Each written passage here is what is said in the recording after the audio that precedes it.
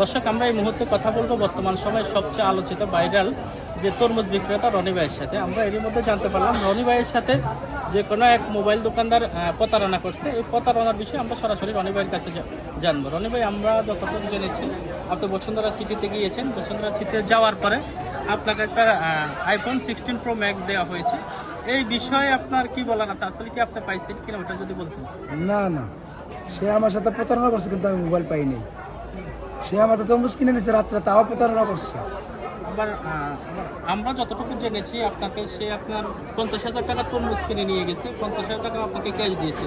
এই বিষয়ে যদি আপনি আবার ক্লিয়ার বলতেন আসলে কত টাকা তরমুজ নিয়েছে বা কত টাকার সে আপনাকে ক্যাশ দিয়ে গেছে। হ্যাঁ, আমার কাছে ভিডিও আছে। সে আমার 20 থেকে 22,000 টাকার তরমুজ কিনে নিয়ে গেছে। এইটাও সে প্রতারণা করছে। পুরো দুনিয়া সাপ্লাই দিচ্ছে কি সে 1-1.5 লাখ টাকার তরমুজ কিনছে আমার কাছ থেকে 20-22,000 টাকার তরমুজ কিনছে, 50টা তরমুজ। আর সে বলে কি সে আমার 1-1.5 লাখ টাকার তরমুজ কিনছে। এটাও প্রতারণা করছে। এবং সে আমার দোকানে যাইয়া অনুষ্ঠান করিয়া এইটাও প্রতারণা করছে। তার একটা ছবি দেখা দেন তো। তার একটা ছবি আছে মোবাইলে আমার। আপনার মোবাইলটা কই? আমার মোবাইলটা তো ছবিটা মোবাইল ছবি আছে, ছবিটা বাইরে আছে। আরে কোনটার মধ্যে ছবিটা? কোনটার মধ্যে